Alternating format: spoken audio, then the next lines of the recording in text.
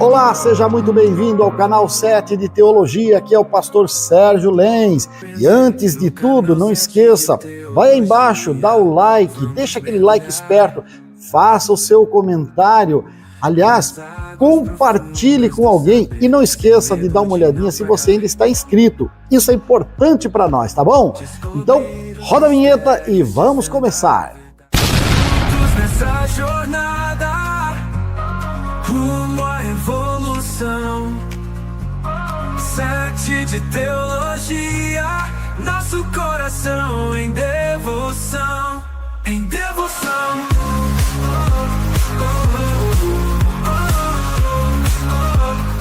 Ok, você achou o primeiro livro de Samuel, capítulo 7, a partir do primeiro versículo, diz o texto sagrado desta maneira: Então vieram os homens de Kiriat Jearim e levaram a arca do Senhor à casa de Abinadab, no outeiro, e consagraram Eleazar, seu filho, para que guardasse a arca do Senhor.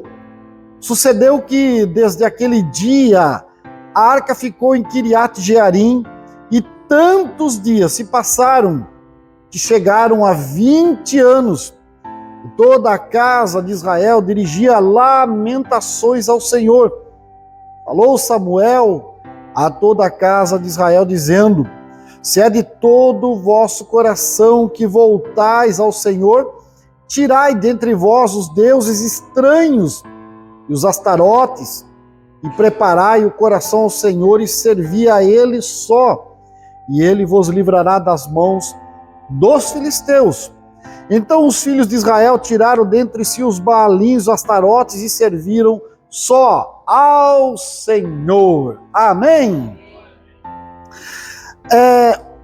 Falamos no domingo à noite, inclusive, acerca desse momento em que Israel havia perdido a arca da aliança, o símbolo máximo da presença de Deus, para os filisteus em uma batalha onde os filhos de Eli, o sacerdote, foram convocados para levarem a arca para o campo de batalha como se fora um amuleto, um objeto de sorte para lhes dar a vitória naquela guerra.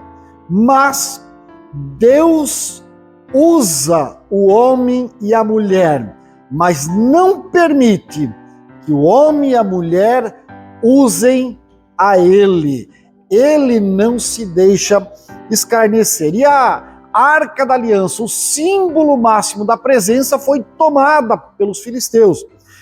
Aí chegou lá nos filisteus, não deu muito certo, porque os filisteus também não sabiam o que fazer com a presença do Deus dos hebreus. E ela foi maldição no meio daquele povo idólatra.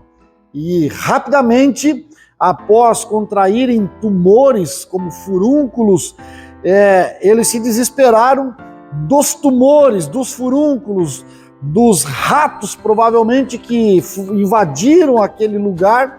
Eles fizeram pequenos objetos de ouro representando a desgraça que trazer um objeto que não lhes era apropriado para dentro da nação havia causado, e devolveram tudo para os filhos de Israel. Os filhos de Israel não sabiam agora exatamente o que fazer com essa arca que trazia consigo uma maldição sobre aquele que não sabia como lidar com a presença de um Deus tão santo.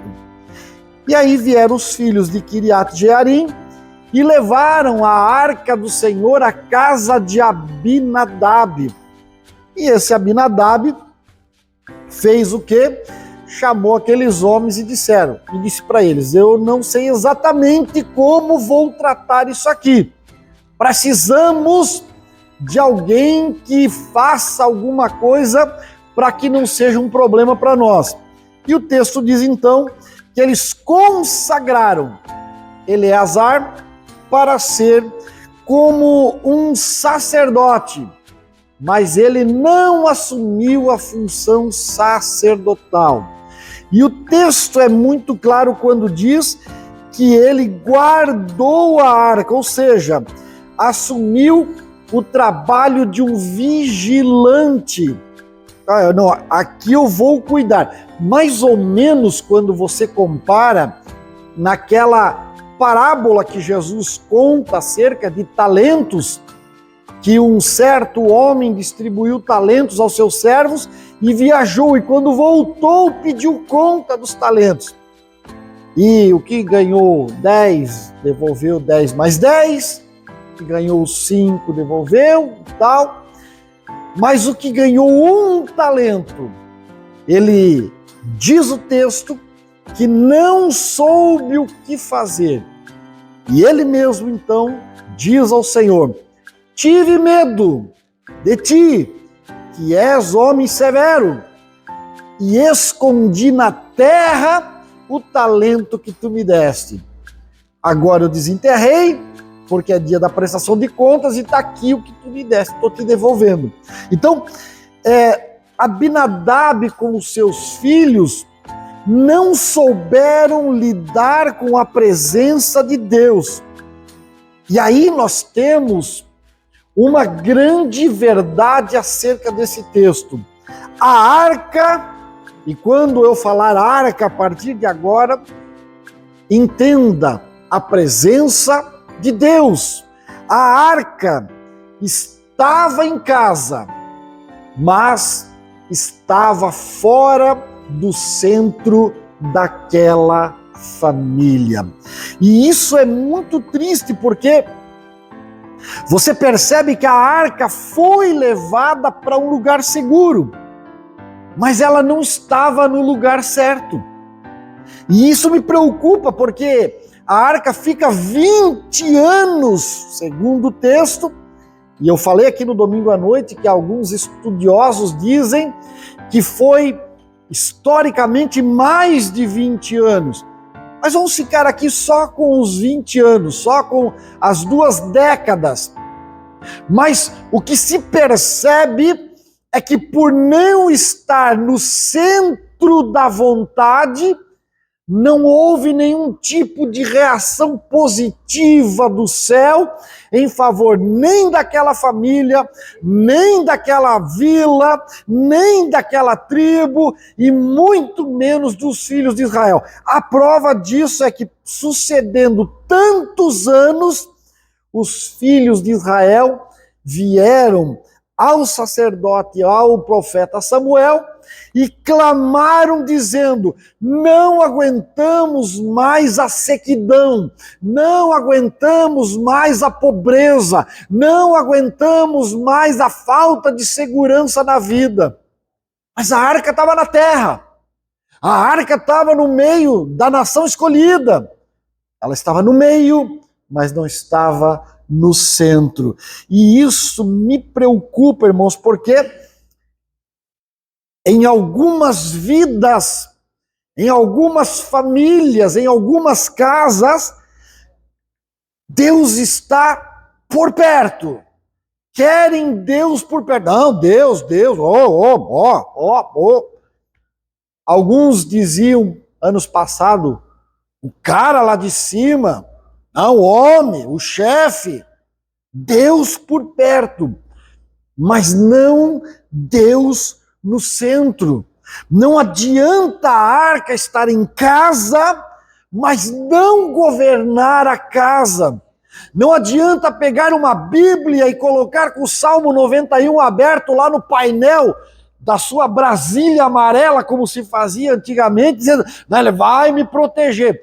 Tem tanto efeito de proteção uma Bíblia no painel, quanto um santo não sei das quantas, quanto um pé de coelho, quanto uma pedrinha colorida. Não tem efeito. A Bíblia aberta lá na estante, pegando poeira, na cabeceira da cama, ou no painel, ou no lixo, tem o mesmo valor, não tem valor de nada. É papel com letra. A Bíblia, representando o falar de Deus a mim e a você, ela só tem valor quando a arca passa a estar no centro da minha vida, passa a ser o governante da minha história. Aí Deus vai manifestar a bênção sobre a nossa casa.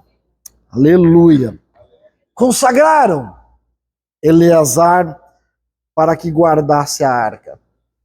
Me preocupa porque o texto diz que ele foi separado para vigiar e não para ministrar. Vigiar, servir de guarda, de protetor. Algumas pessoas defendem o Evangelho, defendem Deus, defendem o Cristo vivo, indo às vias de fato, saindo no braço, brigando, arrumando confusão em churrasco de final de semana entre cunhados. Vai para a via de fato, porque eu defendo, meu Deus. Meu irmão, Deus não precisa da tua defesa. Ele é grande, Ele é tremendo, Ele é forte, Ele é poderoso. Eu não defendo Ele, Ele me defende. Pastor, mas nós temos que fazer a defesa do Evangelho. Faça, vivendo o Evangelho, vivendo com o centro da tua alma sendo governada pela presença dele.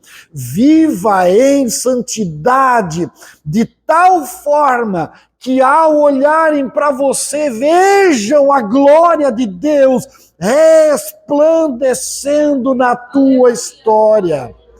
Aleluia!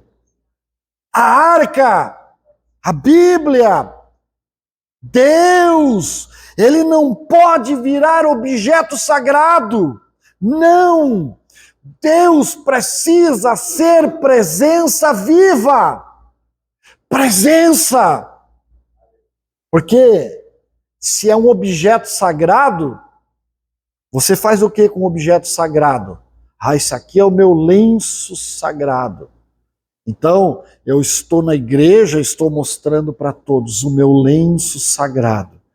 Mas quando eu estou sozinho, sem que ninguém me veja, e quero descumprir a santidade de Deus da minha vida, eu pego o objeto sagrado, escondo dos meus olhos, e com o objeto sagrado eu posso fazer qualquer atrocidade.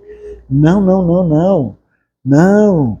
Deus não é objeto sagrado. A arca não pode ser objeto sagrado. A arca precisa ser a presença viva e real que me conduz em qualquer momento, em qualquer instante, em qualquer lugar. Ele precisa andar comigo. E é por isso que existem pessoas que dizem, não, o pastor sim, o pastor é abençoado, o pastor é diferente, o pastor é um semi-anjo de Deus, porque ele vive do Evangelho, ele vive para o Evangelho, ele vive com o Evangelho, ele não trabalha mais numa empresa, não bate cartão, ele está só para o Evangelho. Não, irmão. O pastor tem uma responsabilidade maior, talvez, em alguns quesitos. Mas lá, no teu trabalho, na tua atividade, nas tuas relações, a arca precisa estar no centro da tua história. Se a arca não estiver no centro, ela será um objeto sagrado apenas, como uma cruz que se carrega no pescoço, um amuleto, qualquer outra coisa. Mas a arca, ela não pode ser como aquelas pessoas que guardam doutrinas, símbolos, tradições mas não vivem o relacionamento transformador com Deus. Deus precisa transformar a história.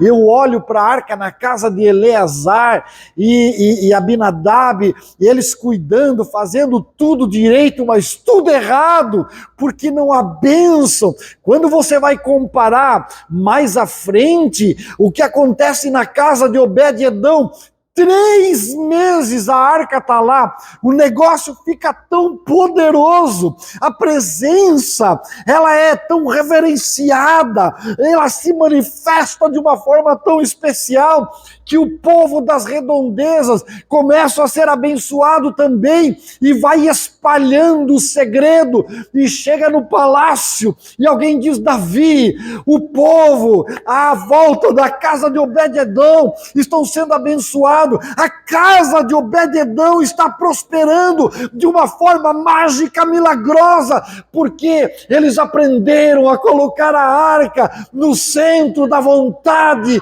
e Deus está comandando aquela casa. Aleluia! 3 meses, 20 anos, as coisas são diferentes. 20 anos em seca espiritual, 20 anos, toda a casa de Israel se lamentava. Você já parou para pensar isso, irmão? Eu sinto que parece que vivo a minha vida inteira aqui na cidade de São José. Não parece que eu vivi 44 anos da minha vida, 45 anos da minha vida em Joinville. Nasci, me criei, conheci cada rua, cada beco, cada buraco. Não tem bairro, não tem congregação que eu não conheça, a não ser aquelas que abriram de 15 anos para cá. Em julho faço 15 anos que estou aqui, parece que eu estou a vida inteira aqui, 15 anos. Botei raízes aqui, conheço esse lugar, amo esse lugar, mas são só 15 anos. Mas a arca estava na casa de Eleazar e de Abinadab 20 longos anos. Meu irmão, será que depois de 20 anos, porque não era só o Abinadab que mandava na casa, Eleazar que cuidava da arca, tinha o Uzai e o Aiô também, tinha mais filhos. Você vai ver, inclusive, que quando Davi decide ir lá buscar a arca a primeira vez, eles vão lá, quem é que vai guiando o carro de boi? Que estava errado, já não era assim para conduzir, a arca, a presença não era para ser levado com um carro de boi, eram os ídolos dos filisteus que eram levados em cima de carro de boi. A arca é presença, a arca é intimidade, ela precisava repousar nos ombros do sacerdote, a arca tem que estar junto. Aí botaram em cima de um carro de boi. 2 filhos de Abinadab disseram: não, diz que nós cuidamos. O Eleazar cuidou 20 anos, deixa que agora é com a gente. O Eleazar é o guarda, nós somos os transportadores. Puseram em cima do carro de boi, lá na frente os boi tropeçam, Uzá, pá, bota a mão em cima da arca. Deus olhou para ele e disse: meu jovem, depois de 20 anos, você não aprendeu nada ainda. Você ainda não entendeu o que é a minha presença. Parem um pouquinho. Olha para dentro de você como se você estivesse frente a um espelho. Diz para mim, depois de tantos anos servindo o Senhor, não teve mudança? Não mudou nada depois de conhecer a Deus e ter tantas experiências? Não mudou nada. Continua tudo igual. Meu irmão, você já parou para pensar? Aplica isso para a sua vida material. Você começa, né? Eu comecei a minha vida com a irmã Eliane, nós assim, ó, faceiro. Quando nós casamos, eu me mudei para a casa dela e levei todos os meus bens patrimoniais. Uma estante de MDF e uma coleção de livro da Barça. Umas roupinhas. Todo o meu patrimônio estava ali. Levei em cima de um carrinho de mão. E nem precisava mais do que isso. Mas hoje, depois de quase 40 anos juntos, nós olhamos para a nossa declaração de imposto de renda, e quando você sabe que quando paga imposto de renda é porque está um pouquinho melhor do que estava no começo, né? E todo ano eu pago imposto de renda de uns anos para cá. Porque Deus prosperou, porque Deus esteve no centro da nossa história. Ah, pastor, não passou nunca dificuldade? Passou. Mas quando você encontra um barranco pela frente, não é para você morrer encostado. Deus não criou barranco para você morrer encostado. O barranco, ele sobe para você sujar as unhas, fazer umas escadas nele, subir e começar a vida num outro patamar. Dá trabalho subir? Dá, mas não morre encostado. Depois de 20 anos tinha que ter melhorado alguma coisa. Eu vejo jovens, uma das coisas que eu mais gosto de fazer no ministério é realizar casamento. E já realizei muitos casamentos. Ganhasse R$100 por casamento, eu pagava meu carro. De tantos casamentos que eu já fiz. Mas veja, é coisa linda de olhar jovens que começam do nada, mas põem a arca no centro da sua vida. A arca não é guardada lá num canto e colocada só para vigiar, para não pegar cupim. Não, a arca é colocada no centro da vida. E é bonito de ver a prosperidade acontecendo na vida daqueles que têm Deus como a sua força motriz. Aleluia. Presença física, sem aliança espiritual não adianta nada. Sabe, eu tenho, sei lá, nem sei, 30 versões de Bíblia, tanto físico como digital, não sei quantos livros, principalmente livros teológicos, cursos teológicos, mas essa presença física não adianta nada. Se isso tudo não passar por aqui e por aqui para transformar os meus passos, não vai adiantar nada. Não é a proximidade com as coisas santas que mudam a nossa vida. Fosse isso, estava cheio de religioso, angariando o favor de Deus, mas não adianta, meu irmão. Você pode ir de joelho daqui até a Aparecida do Norte, não vai acontecer nada se a presença dele não for o centro da tua história. Ele precisa estar no centro. Você precisa quebrantar a alma diante dele.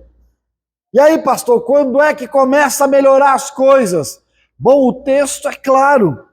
Samuel então diz: se é de todo o vosso coração que vocês querem voltar ao Senhor, que é aquele, Samuel diz: tirai dentre vós os deuses estranhos e os astarotes, e preparai o coração para o Senhor.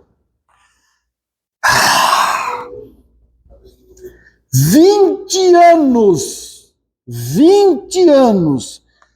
a arca no território de Israel. 20 anos. E 20 anos, deuses estranhos no meio deles. Deus não vai competir, ele não vai entrar nessa disputa inútil pelo teu coração, enquanto o teu coração não for só dele. Aleluia. Ele não vai brigar com você, ele é bonzinho, ele é educado, tanto que no livro do Apocalipse Jesus deixa muito claro, ao anjo da igreja escreve: estou à porta e bato, se alguém abrir o seu coração, eu entrarei, cearei com ele e ele comigo. E aí vai dar liga, vai ficar muito bom. Samuel precisa mandar tirar os ídolos do coração.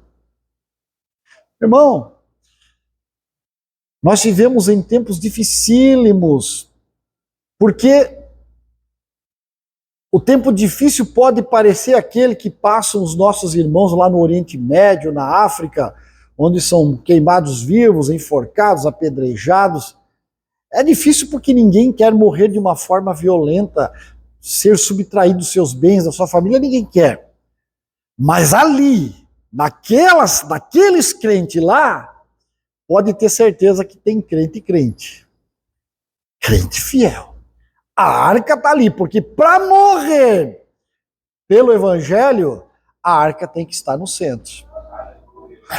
Mas aqui para nós que somos protegidos por lei, está tudo certo, que você escolhe um evangelho ao gosto do freguês. Ah, meu irmão, não estou contente aqui porque está muito parado, não estou contente ali porque é só pregação de Bíblia, eu não estou contente lá porque se fala de santidade. Onde é que eu vou? Eu vou onde tem festa.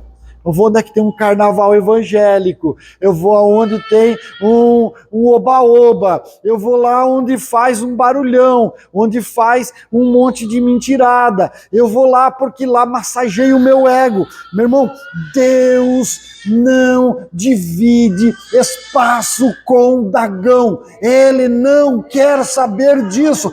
Puseram a arca na entrada do templo de Dagão, Dagão caiu, amanheceu com os braços cortados, porque ele não pode tocar na arca do Senhor. Puseram de novo, Dagão amanheceu com a cabeça cortada, porque Deus não compactua, não negocia com Dagão. Ei, tira Dagão do coração, coloca ele no centro da tua história e você vai ver coisas grandes acontecer. Aleluia! Meu tempo está acabando, mas quando a arca finalmente é levada, por não ser tratada com o devido temor, quem leva morre. É quase sempre assim. Quem era o responsável pela arca? Eleazar. Ele era o responsável, o dono da casa. Ele tinha que ser o responsável de dizer, vamos fazer isso ou aquilo, ou eu vou assumir a arca. Não, mas o que acontece? Não é Eleazar que vai. Eleazar diz, quem é que está aí? Uzai-o, porque com certeza, num local, numa terra, onde se tinha 10, 15, 20 filhos, ele tinha outros filhos, mas ele falou, vocês dois aí estão sem fazer nada. Faz o seguinte, vocês dois, leva a arca lá. Pediram para levar, o rei pediu para levar, leva a arca. Irmão, não terceirize a sua responsabilidade. Eleazar ficou menos um filho naquele dia. E perder um filho, isso não é natural.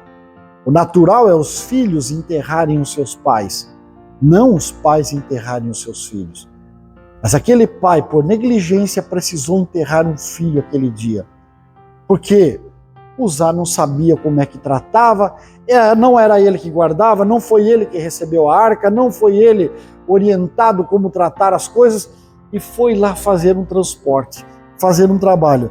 Décadas convivendo com a arca, não gerou reverência.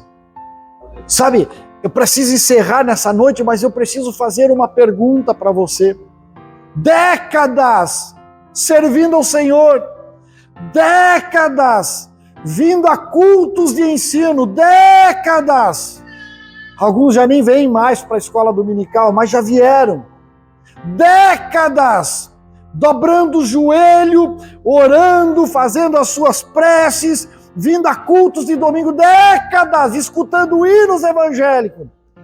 Será que não gerou nenhum temor?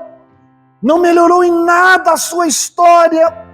Porque familiaridade sem temor gera irreverência. E a irreverência faz com que você toque naquilo que não respeita. Um pai, uma mãe que não gera temor nos seus filhos, verá os seus filhos agindo com irreverência e perdê-lo-ás com muita tristeza. Pastor, eu não sou responsável pelos meus filhos, nem eu, também não sou. Mas eu não cesso de dizer ao meu filho e à minha filha, volta-te para o Senhor.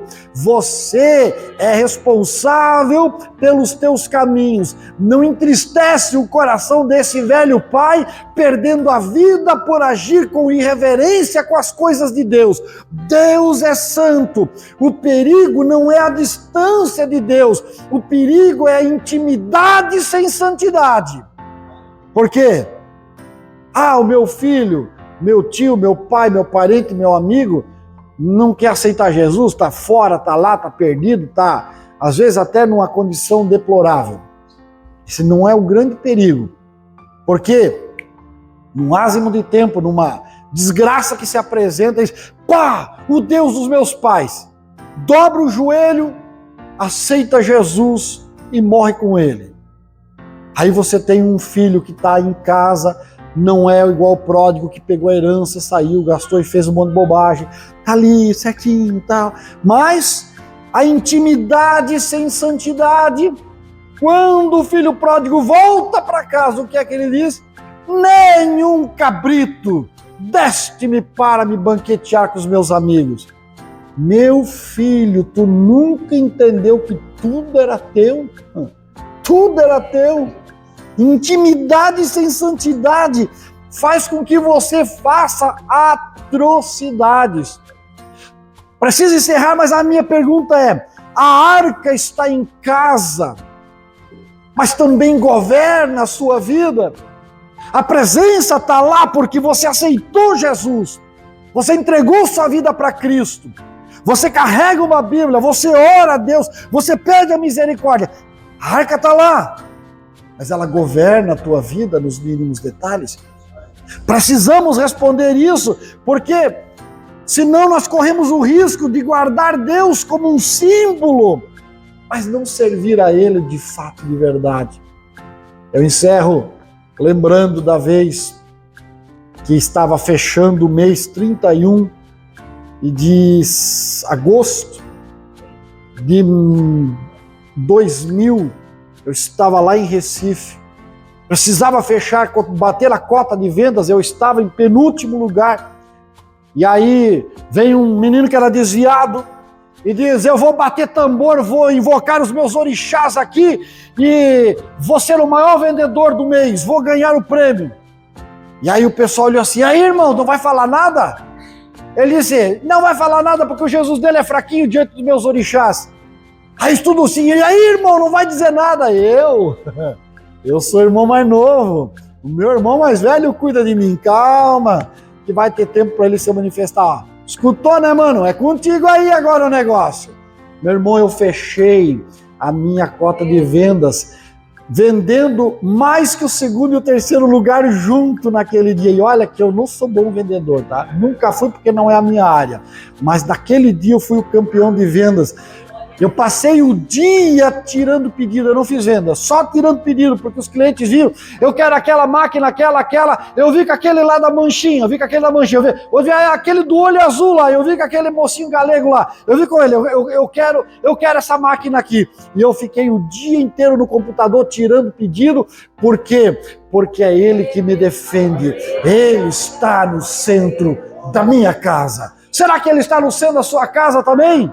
Bom, é uma pergunta para você pensar. Fique com essa palavra, Deus te abençoe, até o próximo vídeo.